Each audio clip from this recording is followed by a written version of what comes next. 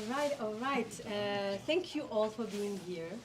It's nice to see the faces of my students in the Sociology of Contemporary Islam course and other students on campus and colleagues as well.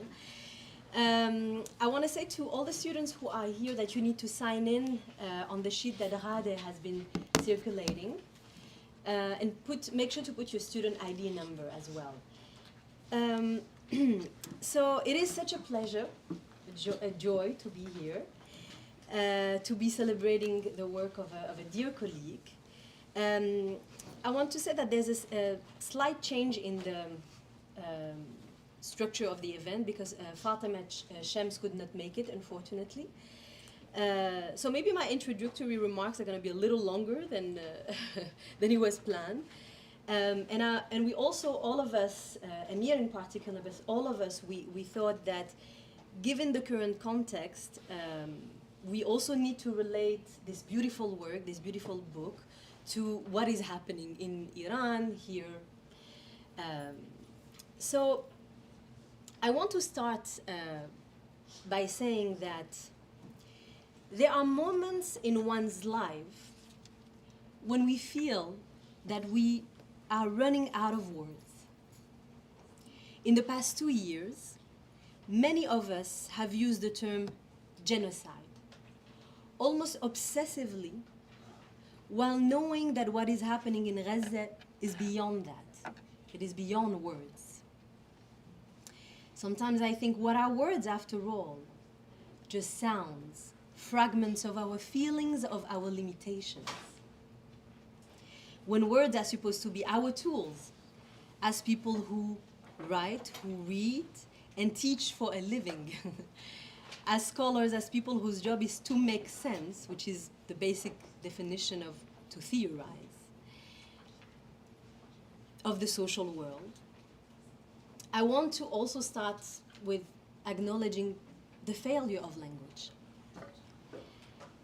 and also how it can be used not to express or explain or show, but to hide.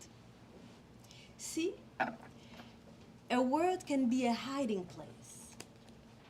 For example, in this country, people talk about the Iraq war instead of saying the US invasion and occupation of Iraq. What has been called the war on terror in the past 2 decades hides a reality that is truly unspeakable. 4.5 million people killed and maimed, 38 million displaced in Iraq, in Afghanistan, and the entire region. Yet none of those who lie to the public, none of the architects of this incommensurable devastation and suffering, no one was ever taken in front of a court. Most of the people who are directly responsible for the apocalypse in Iraq are living comfortable lives. In the age of Trump, actually Bush himself has been rehabilitated. People use the term Gaza war instead of the American-Israeli genocidal violence on 2 million people trapped and starved, killing primarily women and children, destroying everything that sustains and preserves life itself, provoking once again incommensurable and unspeakable devastation and suffering. Today, as American and Israeli bombs are falling on Iran, people are talking about the Iran war. This time, there is not even an attempt to try to convince anyone, like it was the case in 2003, through the media propaganda campaign based on lies and misinformation. Fascism and Zionism go hand in hand, and the ugliness, the sheer brutality of these regimes are out in the open for the world to see. Today in this country, when Iraq is talked about, if at all, it is talked about as a thing that happened. Iraqis are the backdrop of the American story, the American soldier trauma story, the American sniper. Iraq has become a buzzword to talk about US imperialism, US foreign policy, Iraqis, our social movements, our feminist movement, our uprisings, our everyday life, us as people, completely evaporate in a political standpoint that makes sure to stay the center of the story, its analyst, its theorist. In the past 5 years, I have worked on an initiative called Critical Studies of Iraq with a network of feminist activists and scholars, sociologists and anthropologists in Iraq. We have been thinking of what it means to take Iraq as a framework and not as a case study, to theorize from and not only about.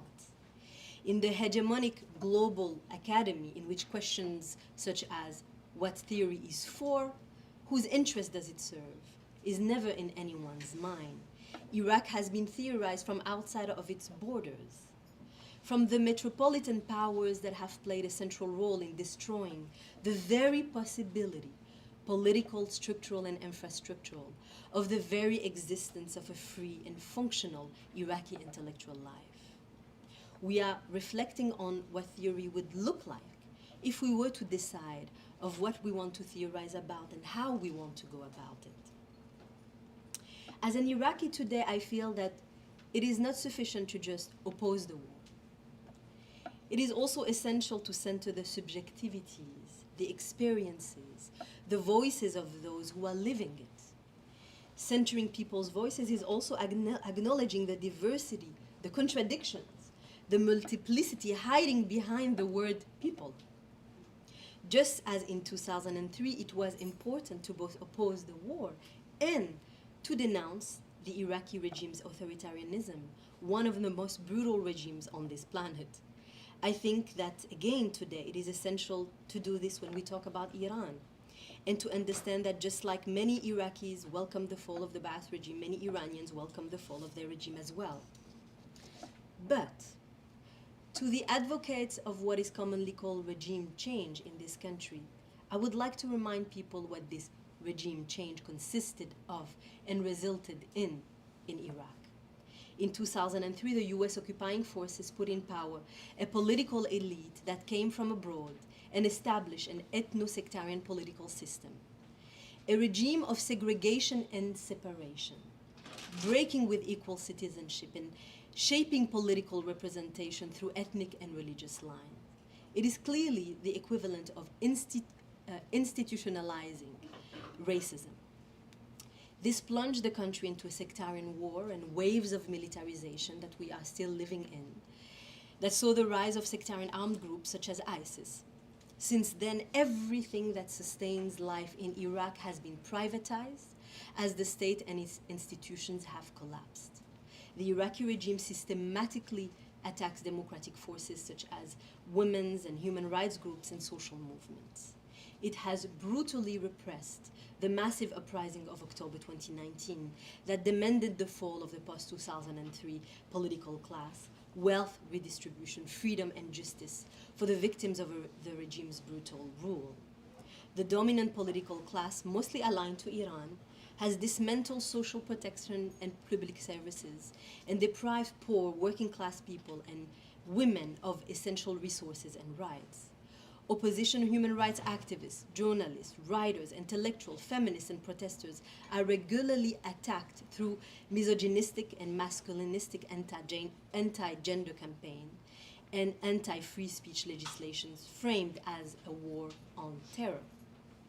To put it clearly, the US invasion brought to power reactionary masculinist sectarian forces that imposed their rule through political and armed violence, repress free speech, and have systematically attacked the very basis of women's rights. And I say this with a heavy heart, still in shock, as my comrade, sister, the great feminist Yanar Mohammed, has been assassinated in Baghdad on Monday morning.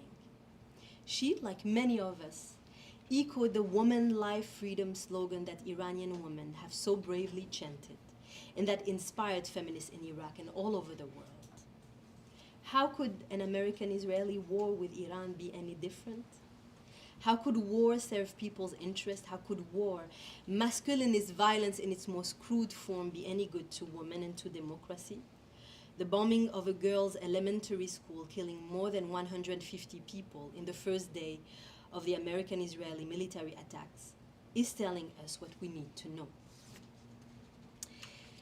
In a time of genocide, masculinist fascism, and the continuation of the war on terror, we need to insist upon expressing true solidarity with people who face oppression, name their oppressors, and work at dismantling the systems that make them invisible.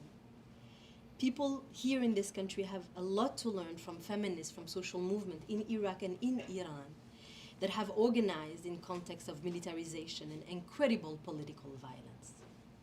As an Iraqi and a feminist scholar, I know how important it is to articulate a critique that is not simplistic, that refuses actually simplistic anti-imperialist slogans, that insist on the relationship between fascism, militarism, and imperialism.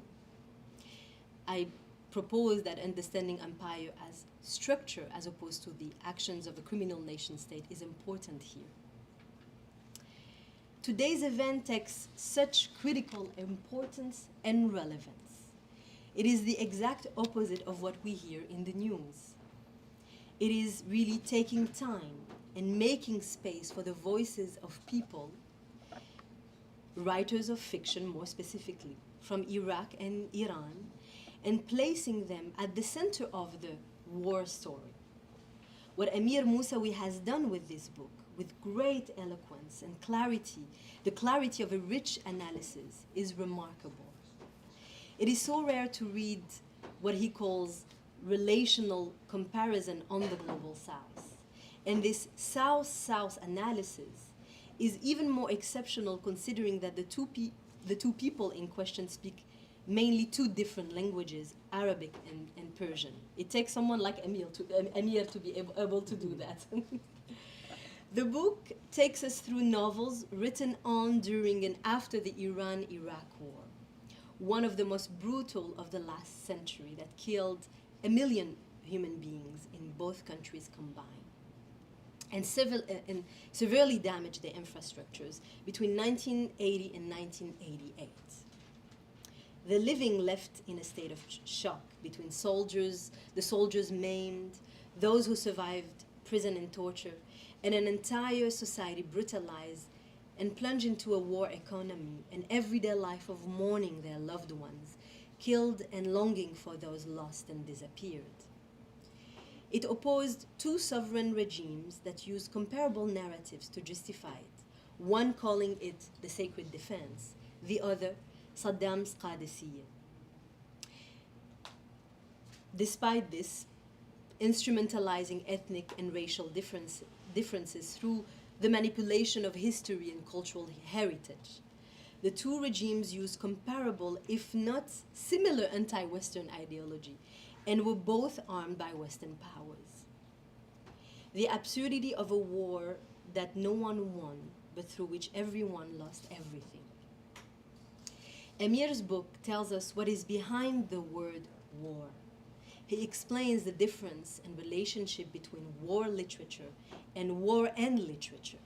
We understand how culture becomes a battlefield for the regimes at war, and how writers of fiction try to make sense of it, negotiate with it, oppose it. Amir's approach is, and he's taking a cue from Viet Nam Nguyen on his notion of panoramic optics, to show us that war is not only happening on the front lines, and that its effects on the non-soldier people and on culture are broad and complex. He shows us how writers of fiction make sense of it, when they grew up in it, when it has defined their lives, and when it has been experienced from a distance of time and space. How they write about it from inside the country under censorship and outside the country. We delve into the lives and afterlives of these works, how they are shaped by the realities of war, and then how they shape representation of war afterwards, and thus the ways in which it is experienced. I learned so much reading this book.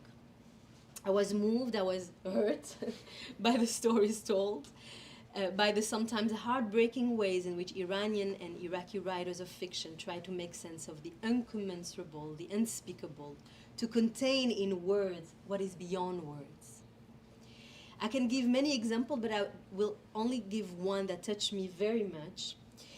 In chapter 2, Amir tells us about the ways in which writers writing under censorship use the natural world, the world of animals, to express the critique of war, the absurdity of war, to create a world of mirrors. He talks about the book of Shahriyar Mandanipur, The Color of Fire at Midday. There is this story of a father whose child was killed and eaten by a leopard. When the time comes to get revenge, and he has the opportunity to kill the leopard, the father cannot shoot him. Because as he says, crying, I couldn't, I can't. My child's flesh is in its body. It's impossible. My child's blood is in its veins. End of quote. So we will first hear from the author, whose work we are celebrating today, Amir Moosavi.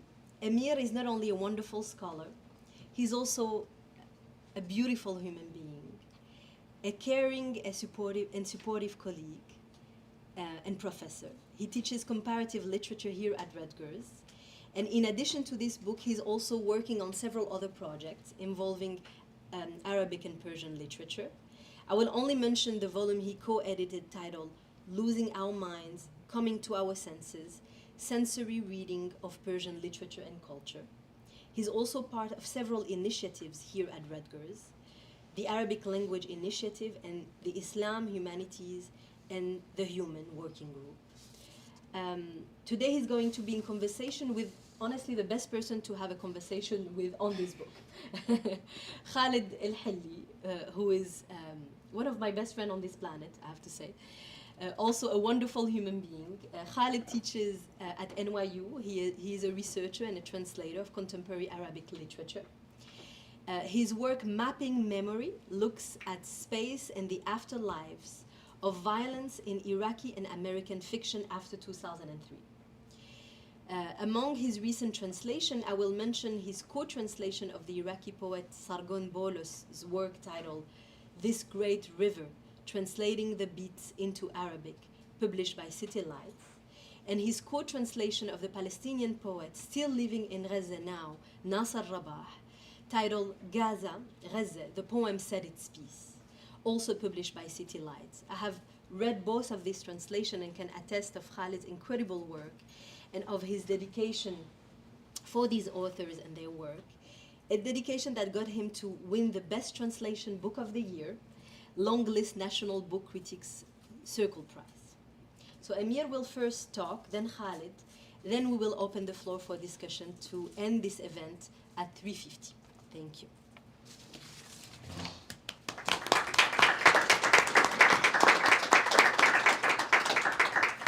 Thank you. That was incredibly kind.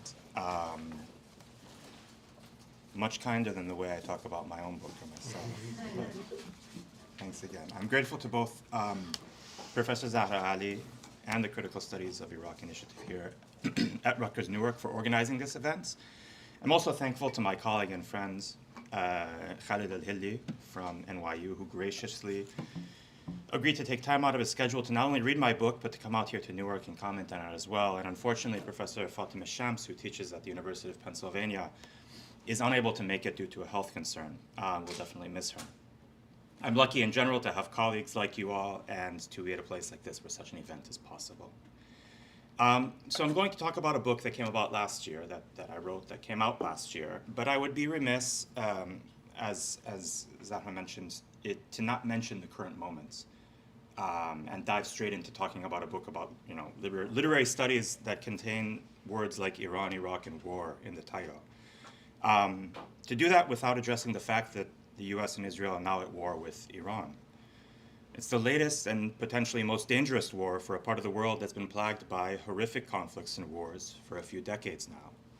The culprits this time are, on the one hand, the sick maniacs who've been in power in Iran since 1979, and on the other, the genocidal fanatics in Israel and the US, the world's leading producer of weapons, inducer of chaos in the Middle East and South Asia, and recent sponsor or co-sponsor of genocide in Gaza. In the middle of all of this, are some 90 million Iranians who, just last month, watched their own government gun down thousands of their own people who were protesting a broken economy, social repression, and the impossibility of political change. We still don't know how many people were killed in those protests in January, but the level of repression and the numbers killed, with verified deaths topping 10,000, with many thousands more still unaccounted for and others still sitting on death row, were extreme even for the Islamic Republic, a government which, since coming to power in 1979, has repeatedly put down protests with violence and has prevented its own people from enacting any type of meaningful change, whether through the ballot box or protest. So we're now 5 days into the war on Iran that Israel and the US started. It's expanded at a rapid pace with thousands of bombings across Iran, more than 1,000 soldiers and civilians killed, and the Islamic Republic deciding that there's no more room to negotiate with the US, which has bombed it for the second time, while negotiations over a nuclear program were already underway. The goals of this war are unclear. Is it about a nuclear program that was supposedly destroyed last year? Is it about regime change? Is it about reducing Iran's military capabilities? Is it because Israel goaded the US into war? We don't know because the message is changing daily. According to Democratic lawmakers, there's no plan. And multiple news reports today indicate that the CIA is now arming Kurdish separatists to foment civil war. Top political and military leadership in Iran has been killed, but the system, as we all knew, remains intact. Amidst all of this, we see that the government spokespeople on all sides of this story make predictable moves, claim that they were forced into this war, frame the battle as one between good and evil, and show no weakness or acknowledgement of differences of opinion. If this bloody, destructive war continues, we'll begin to see scholars, writers, poets, artists, and filmmakers put their government's words into literature, arts, television, and film.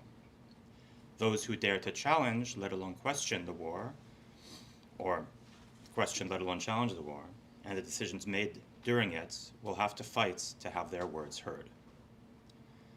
So in this respect, even though the book that I wrote is about a war that took place between 1980 and 1988, and the ways in which writers have tried to cope with the legacy and the various afterlives of this war, it's not entirely divorced from the war that we're watching in real time today.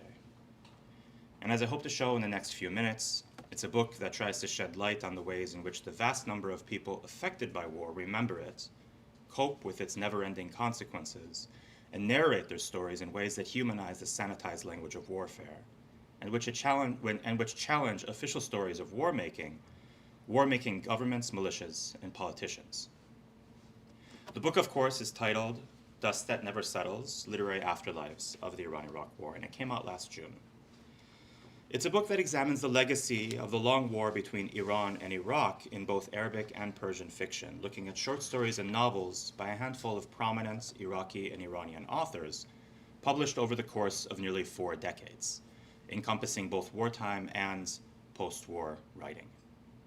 I propose that memory of this war remains unsettled for the peoples of both countries, and that literature is one of the arenas in which representation of the war and its consequences continue to be contested. By bringing together writers from both sides, written in each language, I try to extend a conversation started by some scholars and writers on the potential of comparative studies between Arabic and Persian literatures. 2 literatures which, as you may know, are often housed in the same academic departments, treated in the same journals, and spoken about at the same conferences, but which are largely siloed off from each other and rarely examined across linguistic and national borders. So to answer the question of why I thought this topic was book-worthy, I'll briefly go back to the war itself. Whoops, that's not this war, that's something else I was working on, and we can talk about that later, in fact. So, the Iran-Iraq War. Between September 80 and August 1988, Iran and Iraq fought the longest two-state war of the 20th century. It followed a crucial year in the region, 1979, which, among other history-altering events, the world witnessed both a major revolution in Iran and Saddam Hussein's complete consolidation of power in Iraq.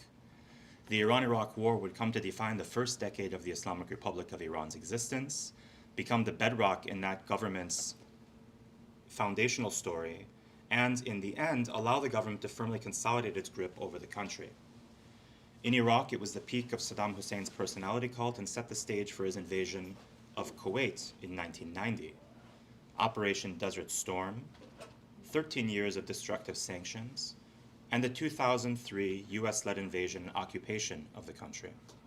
And ironically, as many have observed, the real political winner to emerge out of the US toppling of Saddam Hussein, the ensuing civil war, and the political system that was established was, in fact, the Islamic Republic of Iran. But that's a different story, and I don't want to get too off track. The Iran-Iraq War started after Saddam Hussein invaded Iranian territory in September 1980, catching the newly founded Islamic Republic off guard and occupying parts of Iran's southwest for nearly 2 years. By late May of 1982, Iranian forces pushed the Iraqi military out of most of the country, but then launched their own offensive into Iraq. So for the next 6 years after that, the two militaries slaughtered each other, largely along the border, while simultaneously bombing each other's cities. Trench warfare, the use of chemical weapons by the Iraqi regime, the Iranian regime's use of child soldiers, the complete mobilization of society, and piles of corpses left in the aftermath of battles would prompt observers worldwide to draw comparisons with the First World War.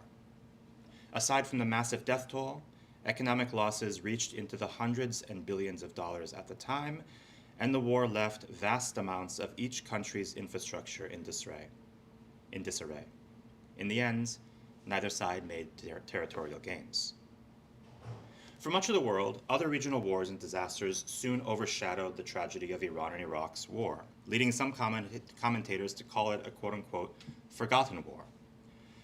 But for the peoples affected, the Iran-Iraq War has never been forgotten, and in fact, it's inspired thousands of literary, cinematic, and artistic works.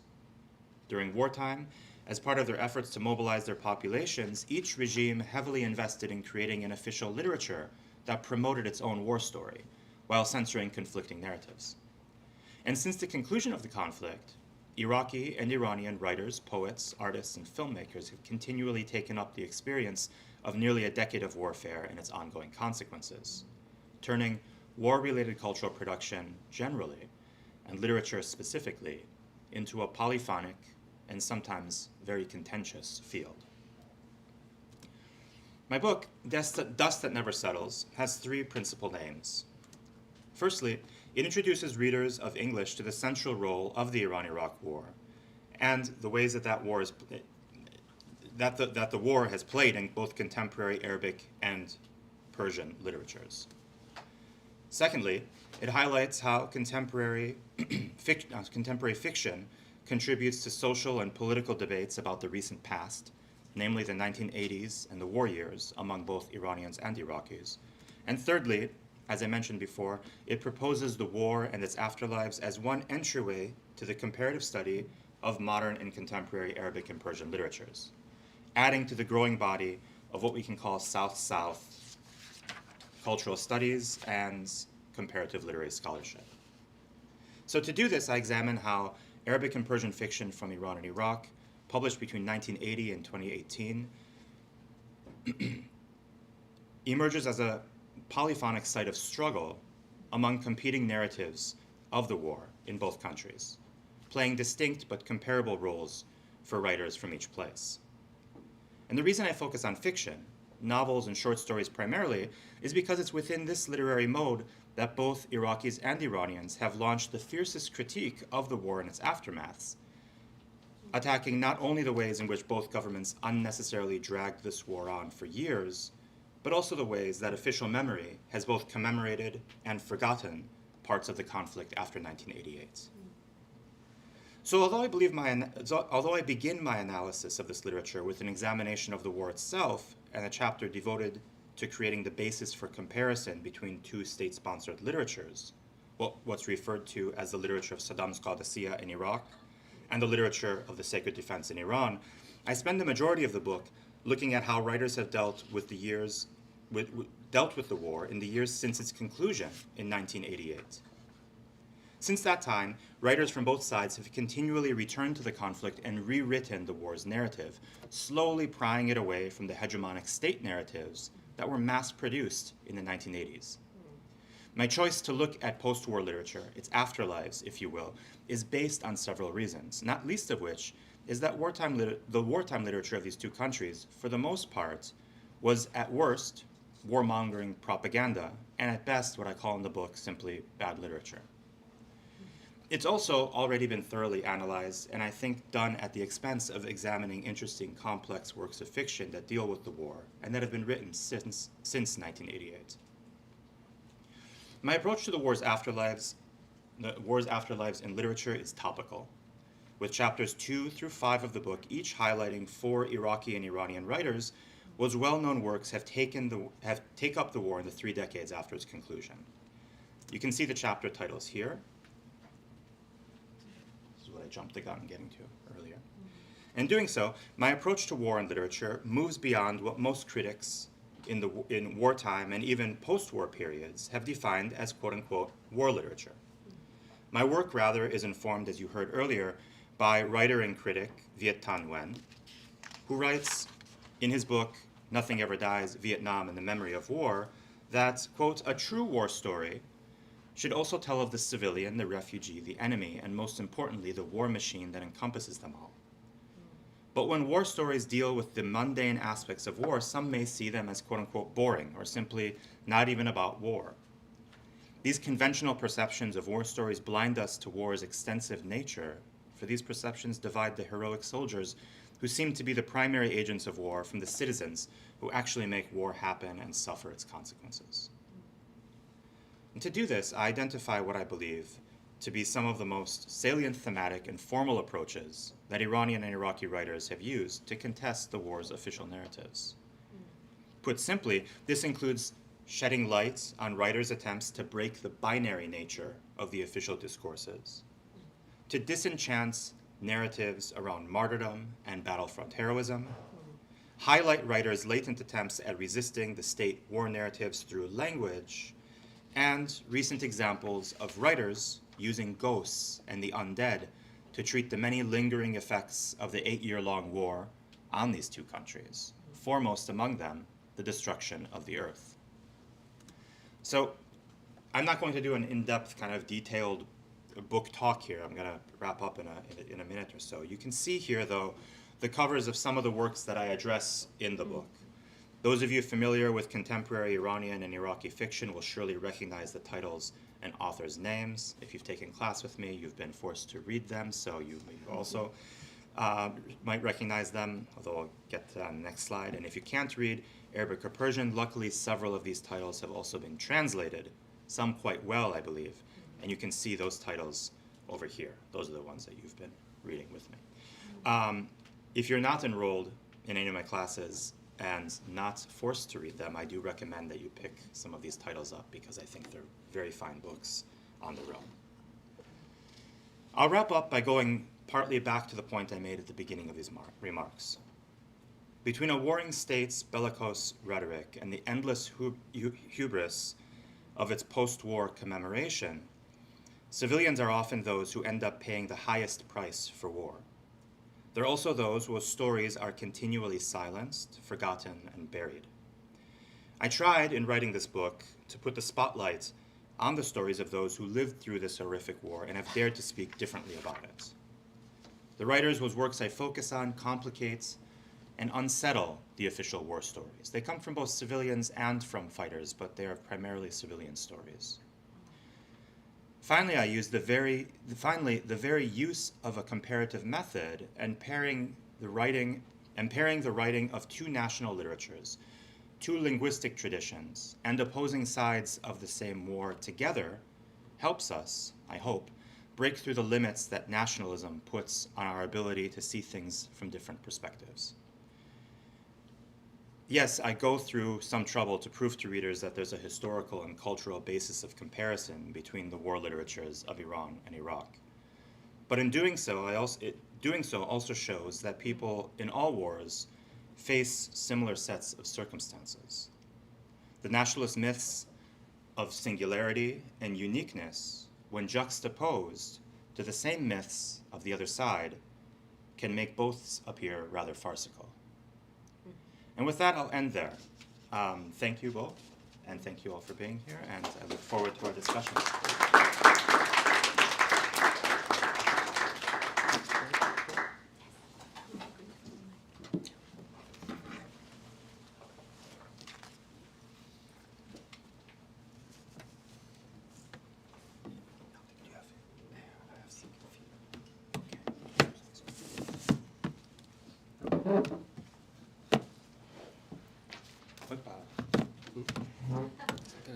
Just a reminder of where we are with things, you know.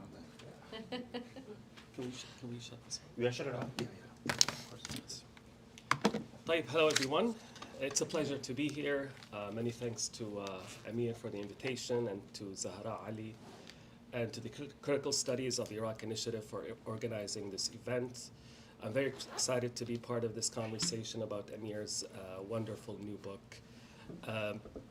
What I'd like to do in the next few minutes is share a few thoughts about what makes this such an important and timely book, and highlight a few aspects of it that I found especially helpful in shaping my own thinking about contemporary Iraqi fiction specifically, and world literature more broadly, as a way of opening up the discussion that will follow, and then we can open and discuss more. As has been noted before by Zahra and Amir, one of the most valuable aspects of the book is its decision to place Iraqi and Iranian literature in a comparative framework. This move is important because much of the interpretive work in literary and cultural studies has traditionally been organized around an East-West paradigm, in which texts from the Middle East are most often read in relation to or in conversation with European or American text.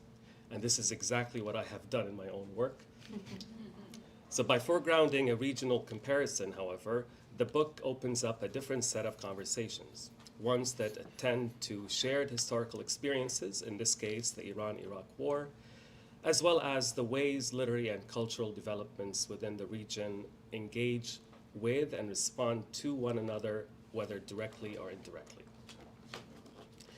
For one, I appreciated the way the book offers a more nuanced understanding of what we mean by war literature and what this category actually encompasses. Rather than treating it as a fixed or narrowly defined genre, Amir's analysis opens up a broader way of thinking about how war is represented across different literary forms and time periods, offering a more inclusive understanding of war literature and experiences it produces, as well as its afterlives.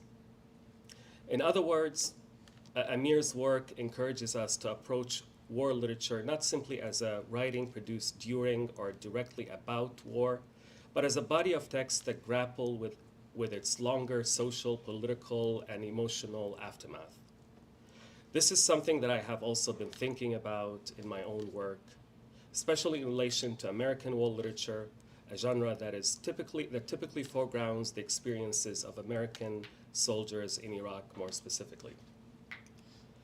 Representations of war are often filtered through what has been called a memory industrial complex, and this is a reference to Viet Nguyen, a writer and critic that we all admire here, one that privileges certain narratives while marginalizing others.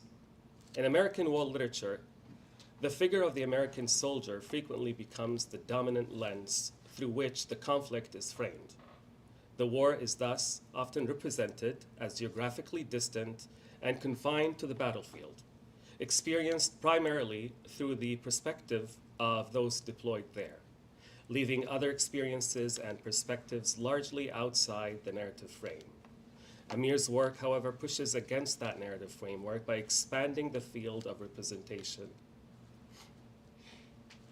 Looking at the fiction that emerged in the aftermath of the 2003 US invasion of Iraq, and that's the topic that I've been examining and looking into for quite some time, the Iran-Iraq War still appears and is an important historical reference point in many literary texts.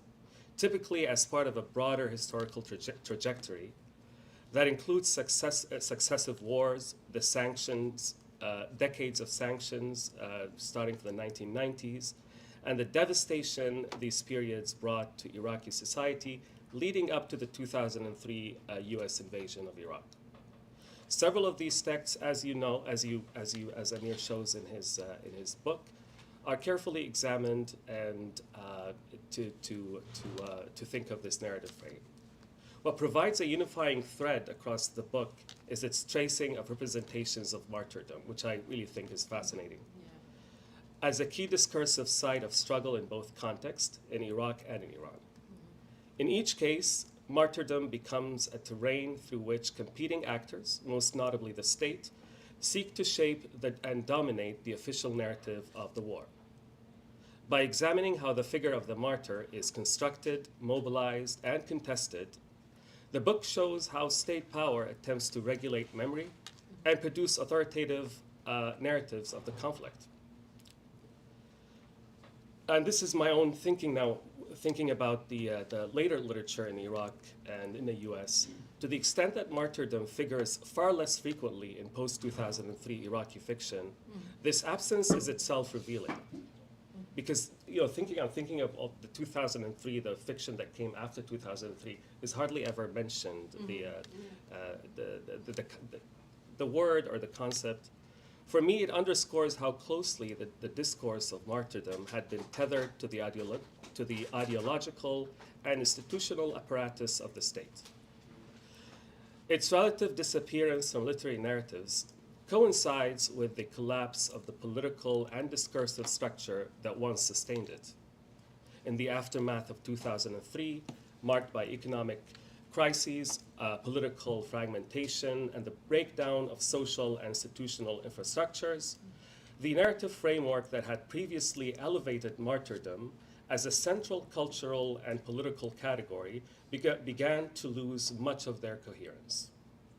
Contemporary fiction, therefore, often shifts its focus away from heroic sacrifice towards themes of loss, disillusionment, and the everyday struggle to navigate a profoundly fractured social reality.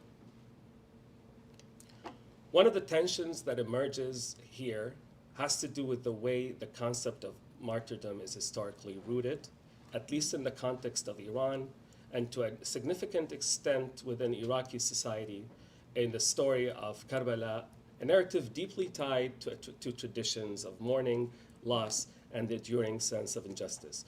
And this is my interpretation, could be a bit of a reach, but we can talk about it after. Yet once the language of martyrdom becomes institutionalized within state discourse, that dimension of mourning is often transformed, becoming codified into a language of sacrifice, heroism, and national duty. What I find striking in many works of post-2003 Iraqi literature, however, is that the element of mourning seems to reappear in another form. Rather than through the figure of the martyr, it often emerges through spectral figures, the ghostly or undead presences that haunt several of the novels that you examine in great detail. In a sense, these figures carry the unresolved ethical claim that the institutional discourse of martyrdom can no longer fully accommodate, or that has collapsed altogether. And that's, I don't know, that could be my understanding of it, but it seems that a lot of that literature has this focus on the ghost, the spectral, the undead. In some of the books that you mentioned, that I'll also go over in brief. Some of the works you mentioned by Diya Jubaili, Ahmed Sa'dawi, and Mohsen al-Ramli illustrate this dynamic. Even a cursory survey of recent Iraqi fiction reveals the recurring presence of ghosts, skeletons, and other spectrals or monstrous figures, many of which appear animated by unresolved histories of violence and by an insistence that the past be acknowledged and accounted for. So I'm thinking of example of Frankenstein in Baghdad, the figure of the monster, and also another book by Diya Jubaili, The Cloven, Al-Mashtur, and that's the story. I don't know if you're probably it's been translated or in the process of being translated. A person who is cut in half and both halves go on a journey to find a way to unite into one entity, and that process becomes the main plot line, and then through that journey from the border to the center to Baghdad, where the two parts think that they will find a book that will tell them how to reunite. The whole journey becomes a journey of storytelling and memory and all of that. So it's one of the many stories that seem to have that focus. I'll ask a few questions, and maybe that could be a way to start a conversation. So one question that the book raises concerns the space available to cultural producers, and this is shifting away from the spectral here, the space available to cultural producers and writers in Iran for critique or dissent within the literary field. You've talked about the spaces in Iraq and Iran in a very very detailed way. How would you characterize the extent of that space and the ways in which writers were able to navigate it? In particular, what role did non-state or semi-independent publishers, literary networks, and other cultural institutions play in shaping opportunities for navigation with or subtle resistance to the state's official narratives? Because for me, it seemed that the spaces, the critical spaces that were available for within independent publishers, critical apparatus seemed different, and I would like to learn more about that. Another question that we could also start a conversation is the role of historical reference in shaping the discourse of the war. As Zahraء mentioned, Qadisiyat Saddam and the Al-Jihad al-Muqaddas. The invocation of these historical events and references. What function does this reference serve within the broader narrative of the conflict? Is it primarily meant to legitimize the war by linking it to an earlier historical moment, or does it operate in a more complex ways within the cultural and literary narratives that emerge around the war? And we can continue the conversation and maybe open up to for other questions. Thank you so much, and yeah. Thank you, Khaled. Thank you. Thank you very much. Do you want to address Khaled's question a little bit? Sure. Yeah. Thank you. Thank you both. So in terms of kind of thinking about, because a big part of this comparison is also comparing what are the material conditions for cultural production in both of these countries, right? So to what is the kind of cultural infrastructures in place in both Iran and in Iraq, and there's a lot of differences, particularly as we get more and more distance from the war. But I should also say that by covering a period like 1980 to 2018, you also cover a lot of technological. Those of us who are Gen X and millennials know this. We started off with TVs, and then got remotes, and then got the internet, and cordless phones, and all this kind of stuff is happening in this period, and that changes the dynamics for publishing as well drastically. In the 1990s in Iraq, for example, and you two might know this better than me, I've always heard that even due to sanctions, even paper was in short supply, right? And so even though the states it just couldn't kind of fund the level of repression and censorship that it did before, people couldn't actually physically write things. So I mean, a lot of texts were, they found paper and wrote and whatnot. I don't want to sound overly dramatic here, but these early kind of oppositional texts, or kind of texts that question what's going, like the narrative of wartime, were coming out in places like in Jordan, where there was a large, Iraqi expat community or exile community, growing diaspora community at the time, and Dar al-Azmana, for example, as a publishing house, was able to start publishing a lot of Iraqi texts that couldn't come out in Iraq, whether, for both material reasons and for political reasons. As we move forward, of course, things like the internet start developing and online publishing, blogging, and this changes things drastically. Meanwhile, Iraq is still under sanction, and 2003 has this catastrophic invasion and war, which destroys tons of things, but also gives breathing room in some ways too. No longer are people afraid of talking about Saddam Hussein and the rule of Saddam Hussein and certain aspects of the recent past that were untouchable subjects for many people. And it's precisely at this time, during the most catastrophic years of war, where you see the flourishing of the Iraqi novel in a way that is unprecedented, on a global level. Meanwhile, Arabic literature is also growing globally, right? And if you publish in Arabic, you can publish in Morocco, or you could publish in Beirut, or you could publish in Cairo. And so there are more options for these Iraqi writers who eventually find different publishers to publish their works. This is similar situation for writers from across the entire so-called Arab world, from the Atlantic to the Persian Gulf. Iranian writers deal with a different situation. There were the comparable situation in the 1990s did not exist in Iran.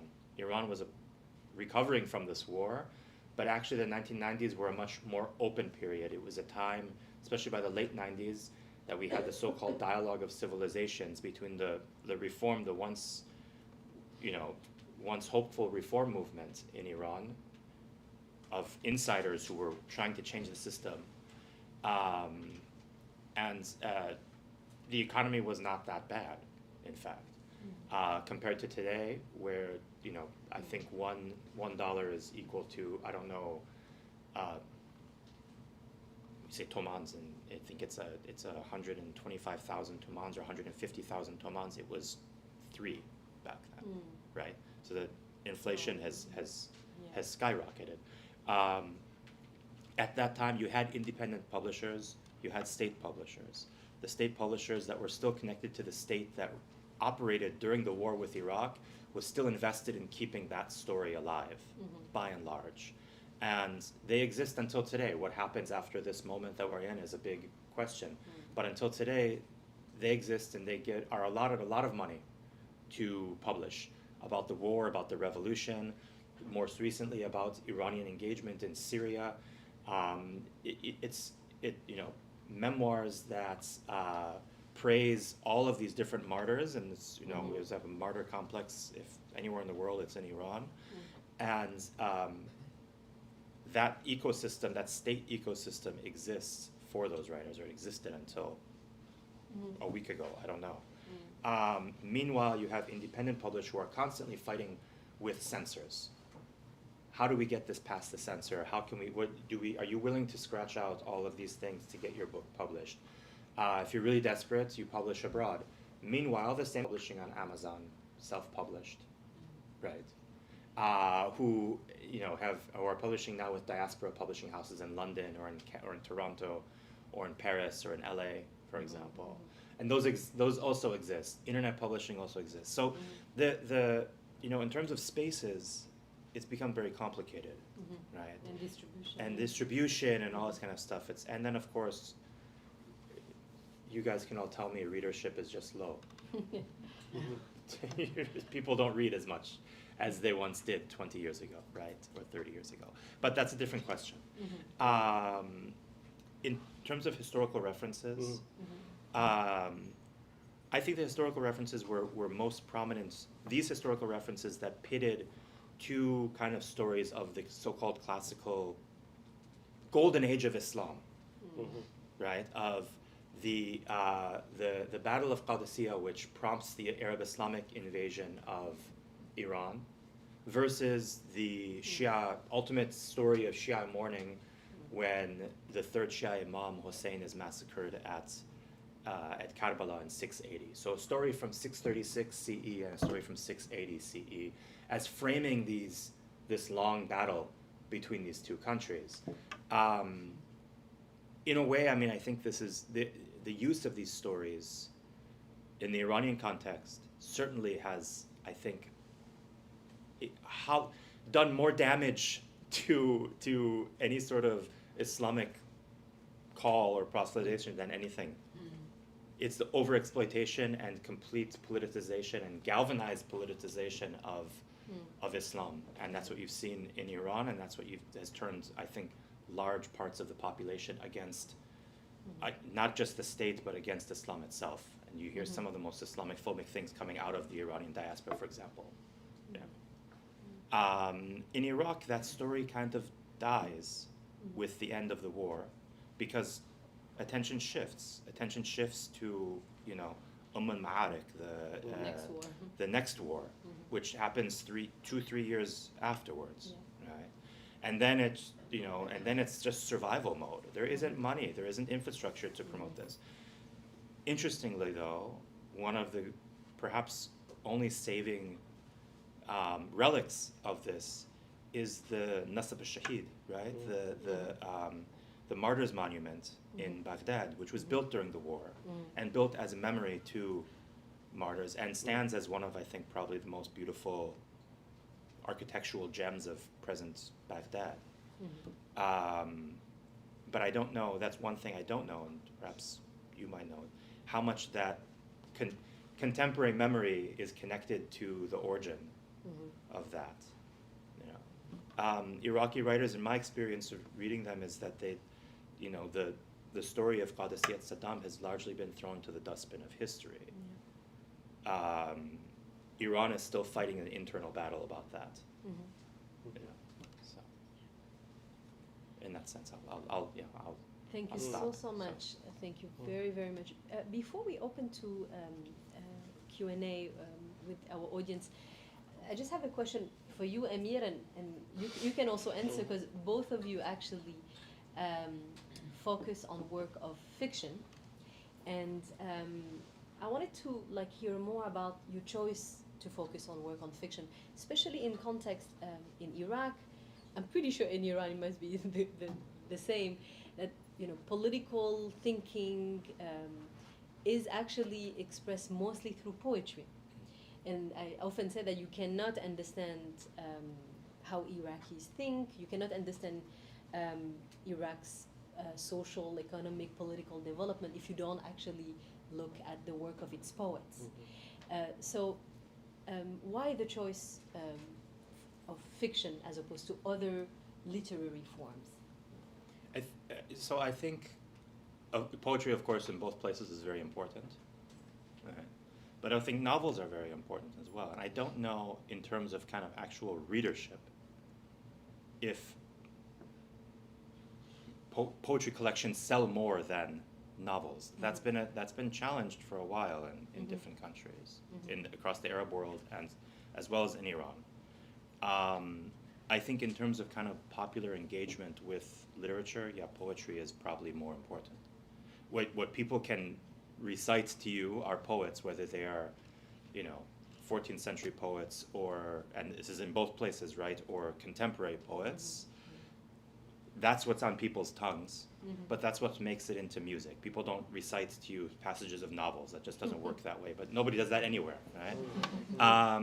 The reason why I chose fiction, because I saw a really, look, there are different cultural forms in both of these countries that are really important. Poetry is really important, but the rise of poetry and the ways in which the poetic traditions developed in both places, I think, differ in distinct ways.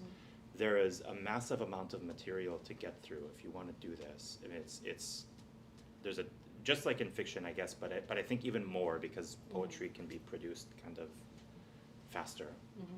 Whether it's good or not is a different question. Iran, for example, has a very strong cinematic tradition, which was decimated in Iraq.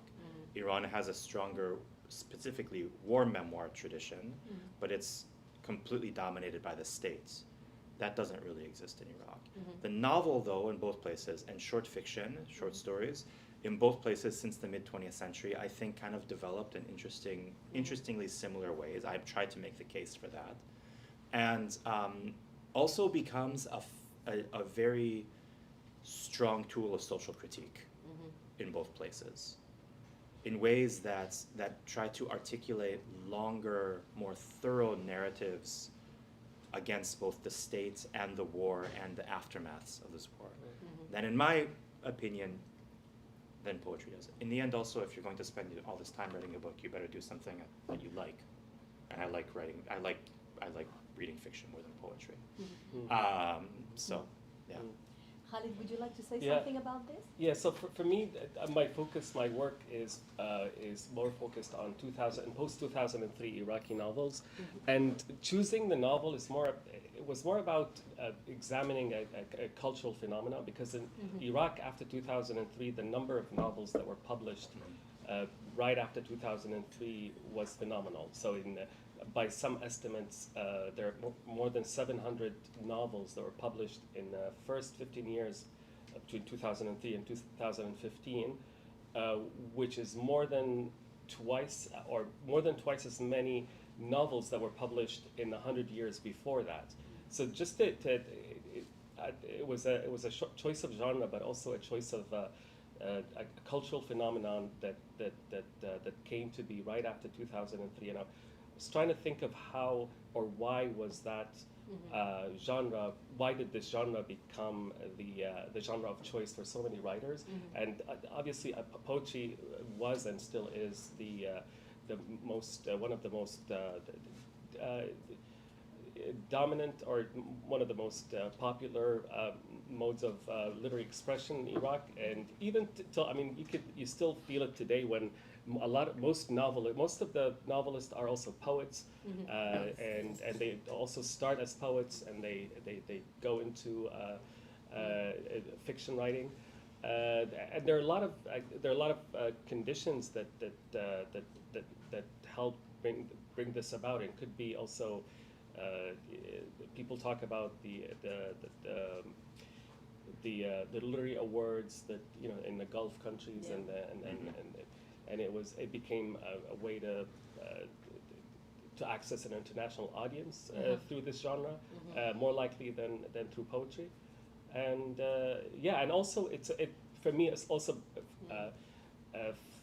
I don't know, maybe for an academic examination, a novel offers more, or maybe more easily lends itself to an examination, because I was also thinking about how to think about memory and the questions about how to document the cultural memory through works of fiction. So that all of that, just the novel became sort of like the more suitable choice for me. Yeah.